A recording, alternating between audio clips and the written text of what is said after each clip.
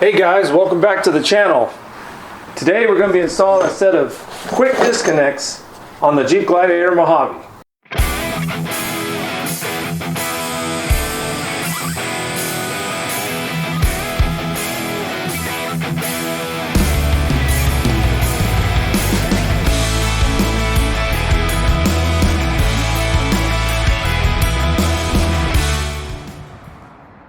Well, if you guys recall, about a month ago, when I took the Jeep Gladiator Mojave off-road for its first time, I noted at the end of the video that it would greatly benefit from a set of quick disconnects, or being able to disconnect the front sway bar.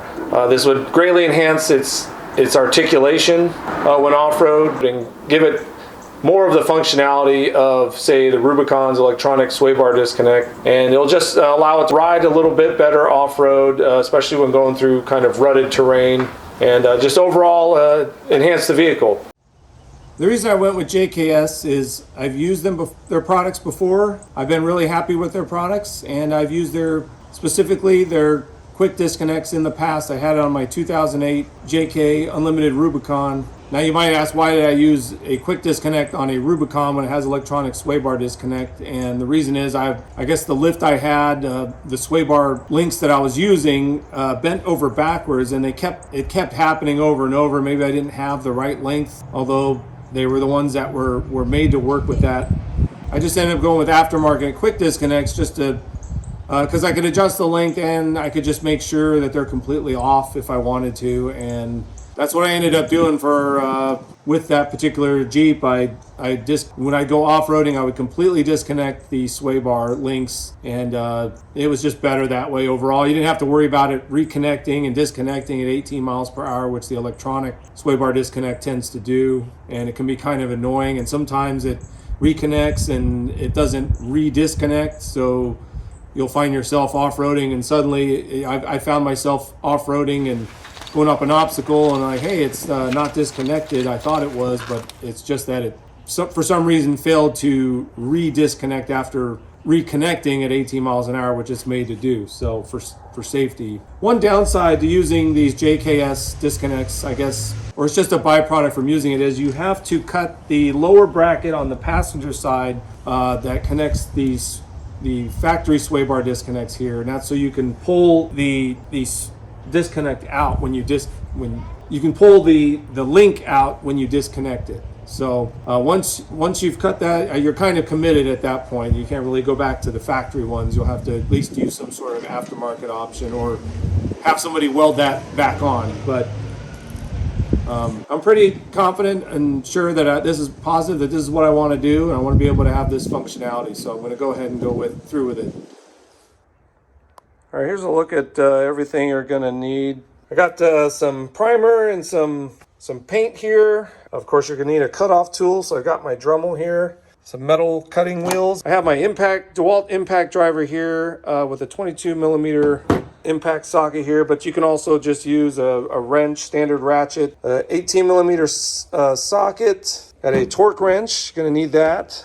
Need a Phillips head or a small punch, a 5/16 open-end socket, an 18 millimeter open-ended socket, and a 19 millimeter. I have a 19 millimeter, but it's not open-ended right here. In case that you really need it open-ended, I've got my crescent wrench here. And of course, you'll need the sway bar disconnect kit from JKS. It's the JKS 2032.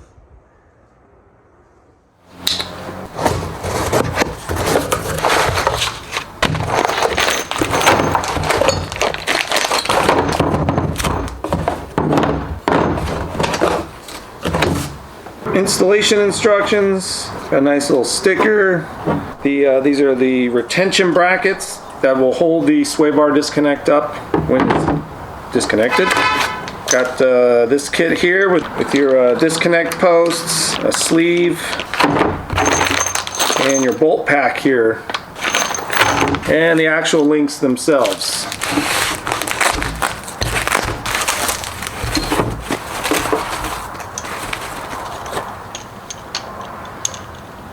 Oh, forgot to mention, you'll need a grease gun in order to grease these up, and some grease. All right, just dug up my old grease gun here. I had to go looking for it, and I picked up some wheel bearing grease from local auto parts store. I think I'm all set to do this job now.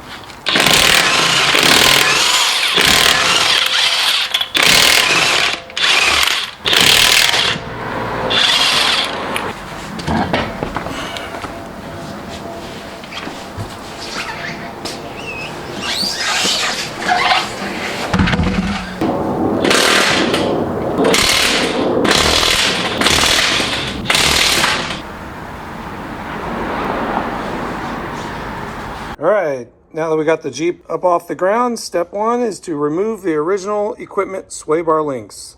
Okay, we're going to grab ourselves a 1/2-inch ratchet here, 18mm socket.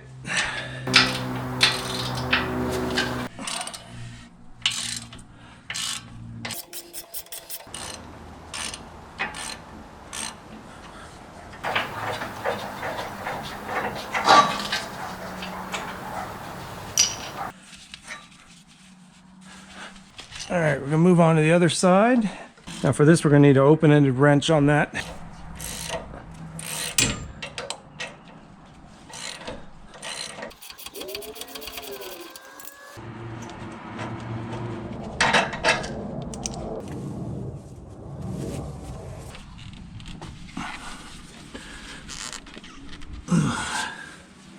Sway bar doesn't want to move. Okay.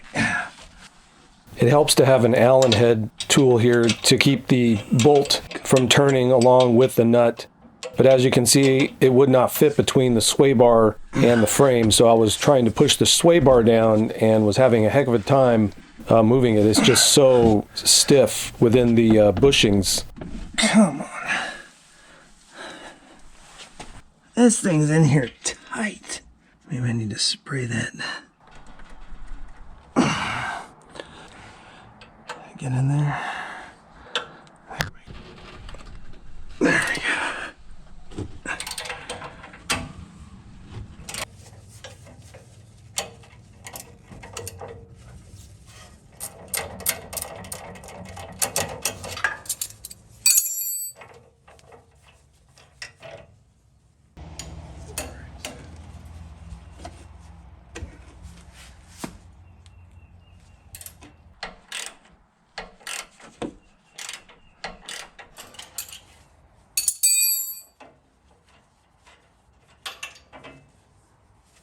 All right, back to the instructions here. Step 2, install the Quicker Disconnects to the sway bar. Adjust both of the links to 6 1/4 inches. I'm willing to bet it's roughly the same length as the factory ones. Got roughly 6 1/4 there. It's kind of long. See, there it is compared to the stock one. It might make it easier to put away. And of course it says these are just the starting measurements and they'll be adjusted later. So we're going to start out by inserting the longer sleeve into the upper bushing. These we're going to install into these bushings here. Okay, we got the 2 adjusted links here.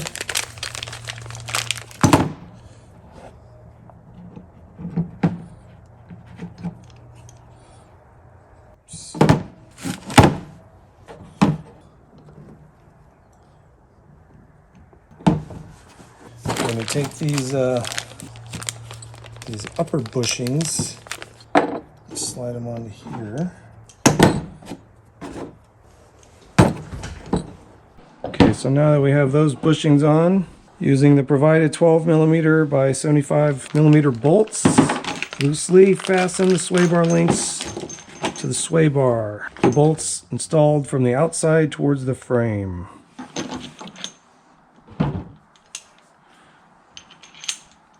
And don't forget the washers.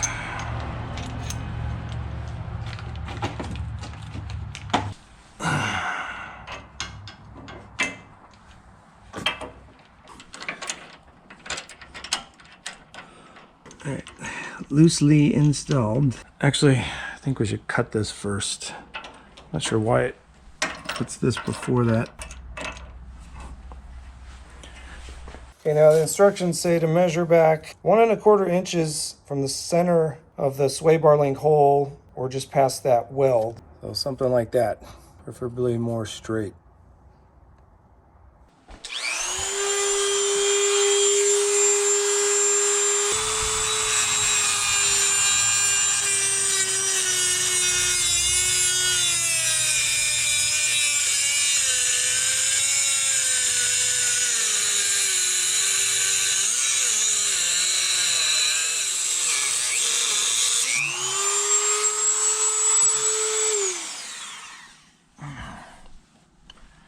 Getting there. It's kind of hard to get the Dremel angled right.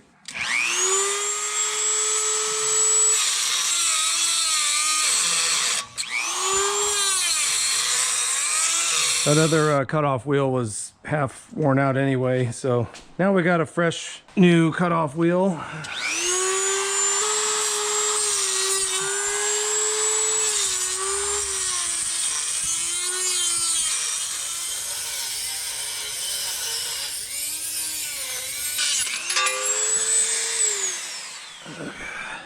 Okay, I wasn't happy about how it was, so I went back through with the Dremel and cut a little more of that off. And I went through as far as I could with the angle grinder to grind some of that off.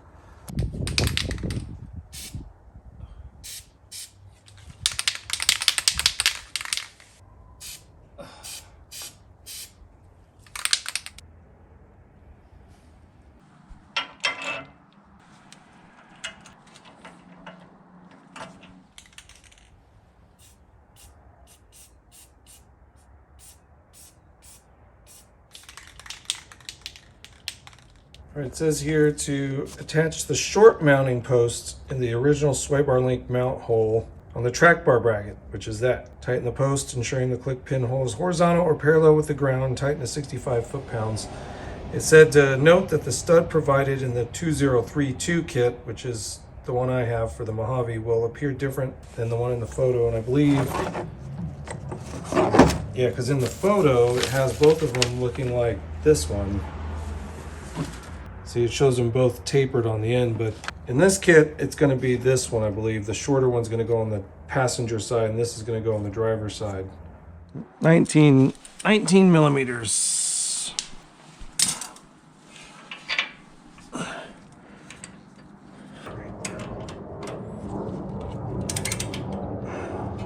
Introducing more tools that weren't listed as required at the beginning, but sometimes this is how it goes. You gotta improvise.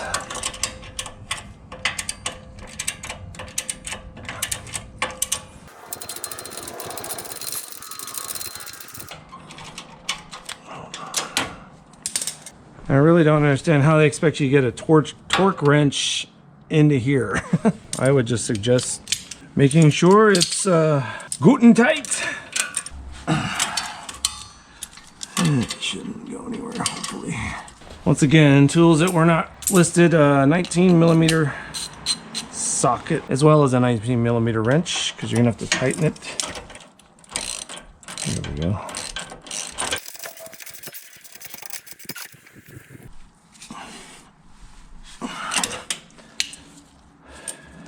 Okay, driver's side. This pin is going to go in towards the vehicle. Be sure that the one with the nylock nut goes with the disconnect post. I mean, you'll realize that when the other one doesn't thread to it. Alrighty.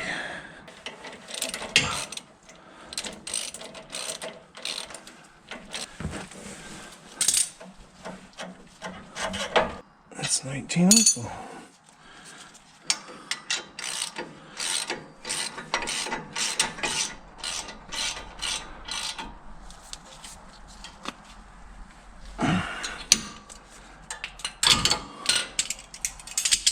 All right, this time I can fit a torque wrench in there, so I'm going to go ahead and adjust it to 65 foot-pounds. It's probably already there. Yep. Okay. So we got this retention bracket and this hardware. It's supposed to mount something like this. This guy's in the way. It's using its hole, so I have this tool. Got a little Christmas tree. Oh man, but that doesn't want it. There we go. All right, so something about remove the bracket from the frame rail for this hose. Quite sure what it means. It says this won't be reused. I'm not quite sure what it was saying there, but can go in here. Remove this zip tie. Careful not to cut your hose. Okay. Remove the bracket from the frame rail, then remove the hose and reinstall. Form the bracket where shown below so it is 90 degrees to the frame. Am I supposed to bend it?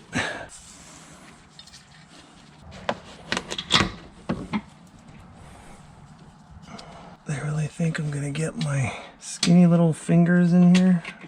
I did. Let me tighten that down. All right, introducing more tools that you'll need. 13 millimeter sockets.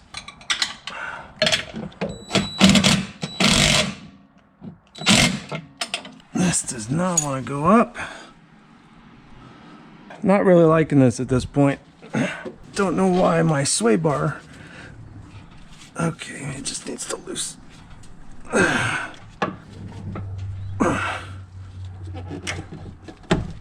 Okay, that's not too bad. Okay, after finagling with it for a while, it said to kind of bend this, but I don't know what it meant. I ended up just bending it back. I guess what it's trying to do is prevent this from rubbing. You see that kind of touches there. And then you got to get rid of that Christmas tree that goes in there. But I mean, overall, it's not really hitting it bad. It's not going to do anything when it cycles. And this sway bar is just really stiff. I don't understand. Some others are able to just pull it up. I'm gonna go work on the other side now. All right, well, I've kind of buttoned up this side. I really couldn't get the sway bar link to connect up here because the sway bar is just way too stiff. I don't know if it's something to do with the 2022s or what, but because I've seen others with Mojaves able to lift that up with one hand, and I couldn't even get it up with two hands or using my legs. I mean, if I really wanted to, I guess I could get out some ratchet straps and start fooling around with it or something, but this sway bar, at least on the 2022s, is extremely stiff. I'm not sure what it is about it, but I even put some WD-40 in there and that didn't seem to work. So I'm just gonna button this all back up. Gonna tighten these up. Gonna probably use a crescent wrench for that, and then grease the Zerk fittings and put the tires back on, and that'll be it.